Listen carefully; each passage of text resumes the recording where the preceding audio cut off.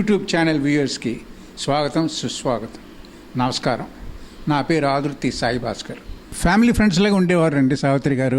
మా అమ్మ, ఆవిడ తరచు మా ఇంటికి వస్తూ ఉండేది. నేను అప్పుడు స్కూల్లో ఉండేవాడిని, హాస్టల్లో, హైదరాబాద్లో. సో ఎప్పుడైనా నేను హాలిడేస్కి ఇంటికి వచ్చినప్పుడు అమ్మ చెప్పేదే, మొన్న సావిత్రి గారు వచ్చి వెళ్ళారు, ఆవిడేదో కొత్త ఆవిడేదైనా కొత్త వస్తువులు కొనుక్కుంటే వచ్చి అమ్మకు చూపించడం, ఇలా దేవర్ మోర్ ఫ్రెండ్స్. అంతేగాని మిగతా ఎక్కువగా నాకు వాళ్ళ పరిచయం గురించి ఎక్కువ తెలియదు, నేను లేను కాబట్టి. ఒకటి మాత్రం బాగా తెలిసింది అంటే, ఆవిడ నాన్నగారు కన్నా చాలా గౌరవం ఎక్కువ ఆవిడకి. అండ్ రెగ్యులర్గా ఆవిడ ఇంటికి రావడం కూడా it's only out of pure friendship between my mother, మా అమ్మతోనూ. ఆ రోజుల్లో ఆర్టిస్టులు ఎవరైనా వచ్చేవారంటే చాలామంది వచ్చేవారండి. తెలుగు ఆర్టిస్టులు అవనివ్వండి, తమిళ ఆర్టిస్టులు అవ్వండి. ఎంజిఆర్ గారు వచ్చేవారు, శివాజీ గారు వచ్చారు, హిందీ ధర్మేంద్ర గారు వచ్చారు, సునీల్ దత్ గారు వచ్చేవారు, music director Laxmikant Pyarelal north నుంచి టెక్నీషియన్స్లో. ఆర్టిస్టులు నాగేశ్వరరావు గారు రావడం, సావిత్రి గారు సరే మీకు తెలిసిందే, ఆవిడ వస్తుండేవారు. ఏదైనా ఫంక్షన్ ఉంటే ఏదో ఫ్యామిలీ లాగా చెప్పాను కదా ఇంతకుముందే, అందరూ ఇంటికి రావడం, అందరూ ఒక ఫ్యామిలీ లాగా ఉండేవారండి. సో పర్టికులర్గా అంటూ ఎవరు వచ్చేవాళ్ళు కాదు. అంటే ఎప్పుడైనా ఫంక్షన్ ఉంటే రావడం అనేది కాకుండా పర్టికులర్గా కృష్ణ డైరెక్టర్ గారిని కలవాలి అని అలాగ వచ్చేవాళ్ళు కాదు. ఏదో ఒక ఫ్రెండ్ని కలవాలన్నట్లాగానే వచ్చేవాళ్ళు చాలామంది. Especially north Indians, north stars. వాళ్ళు బాంబే వస్తే వాళ్ళ నాన్నగారు సినిమాకి కాకపోయినా వేరే ఏ సినిమాకి వచ్చినా ఆయన్ని వచ్చి హలో అవారు అని పలకరించిపోయేవారు. ఆ కమెడియన్ మహమూద్ గారు, వీళ్ళందరూ ఇంటికి వస్తూ వెళ్ళి. దర్శకుడుగా ఆయన ఎంకరేజ్మెంట్ అనేది ముందు లేదండి. ఆయన నన్ను వేరే ఫీల్డ్లో పెట్టాలనుకున్నారు, ఏదో ఒక ఇంజనీరో డాక్టరో ఏదో something else, not film industry. అందుకే నేను హైదరాబాద్ పబ్లిక్ స్కూల్లో చదివించారు. చెన్నైలో ఉంటే సినిమా వాసన వస్తుంది వీడికి అని నాకు రాకూడదని హాస్టల్లో పెట్టారు. అక్కడి నుంచి స్కూలింగ్ అయ్యాక పియూసి ఆంధ్ర లైలా కాలేజీలో చదివించారు, మళ్ళీ హాస్టల్లో పెట్టారు. అప్పటికి ఇంకా నాకు ఈ సినిమా వాసన ఆయన చెప్పినా చెప్పకపోయినా గాలిలో వచ్చేసింది. సినిమా చేయాలనుకున్నాను, ఆయన దగ్గర పని చేయాలనుకుని హాస్టల్ నుంచి పారిపోయి ఇంటికి వచ్చేసాను. ఇంటికి వచ్చి అడిగారు, ఎందుకు వచ్చావురా అన్నారు. ఎందుకు వచ్చారంటే హాలిడేస్ అన్నా. ఇప్పుడేం హాలిడేస్ అన్నారు. అదే ఇప్పుడు ఎగ్జామ్ హాలిడేస్ అని ఏదో చెప్పేస్తే ఆయనకు అర్థమైంది. అప్పుడు ఆయన రూమ్లోకి పిలిచి, what is it you want to do, ఇవే మాటలు ఆయన అడిగాను.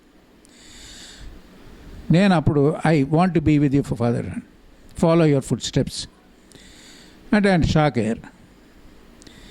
నేను మీతోనే పనిచేస్తాను అంటే మదర్, ఆవిడ షాక్ అయింది. వాళ్ళిద్దరి మధ్యలో ఆర్గ్యుమెంట్.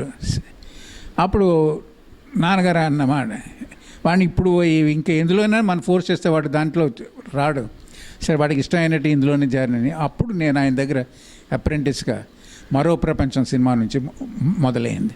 తర్వాత ఆయనతోనే ఉండటం, టెక్నికల్ నేర్చుకోవటం, ఆయన చెప్పేవి అప్పుడప్పుడు కూర్చోబెట్టి నేర్పుతుండేవారు.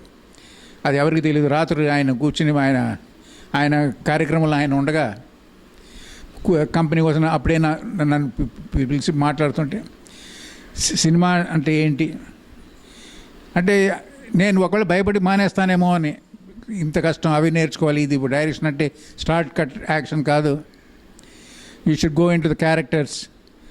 అసలు సినిమా అంటే అన్ని ఫీల్డ్స్ నేర్చుకోవాలి, ఎడిటింగ్ నేర్చుకోవాలి, సినిమాటోగ్రఫీ నేర్చుకోవాలి, ఫీల్డ్స్లోను అన్ని క్రాఫ్ట్స్లోనూ ఏదో ఒక అట్లీస్ట్ కొంచెమైనా నాలెడ్జ్ ఉంటే కానీ నువ్వు డైరెక్టర్ అవ్వలేవు. ఏదో నాకు ఈ షాట్ కావాలని నువ్వు కెమెరామెన్ నీ ఇష్టం లెన్స్ పెట్టుకో అని అంటే అది ఆ డైరెక్టర్ ఇప్పుడు ఏంటి, డైరెక్టర్ చెప్పాలి తనకి ఏ లెన్స్ వేస్తే ఏ సీన్ ఏ ఎఫెక్ట్ వస్తుందో అనేది డైరెక్టర్కి విజన్లో ఉండాలి అని ఆయన నేర్పారు. ఇంత డీప్గా నాకు నేర్పిన విషయం ఎవరికీ తెలియదు. ఎందుకంటే అప్పుడప్పుడు ఆయన nights, let me be frank, ఆయన డ్రింక్స్ తీసుకునేటప్పుడు ఎప్పుడైనా ఇంట్లో మాట్లాడడానికి ఎవరు లేకపోతే నన్ను పిలిచి ఇవన్నీ చెప్పేవారు. అలాగే బెంగళూరు ఒకసారి తీసుకెళ్లారు. ఎందుకు తీసుకెళ్తున్నారో తెలియలేదు.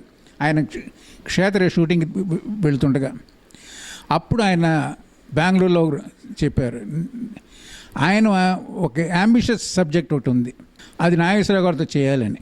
ఆ కథ ఆయన తయారు చేస్తూ నా ఫస్ట్ పిక్చర్ ఆయన నాకు ఐడియా ఇచ్చి, ఇలాంటి సినిమా ఒక ఆర్ట్ ఫిల్మ్ లాంటిది అని చేయరా అంటే నాకు చాలా ఇష్టం.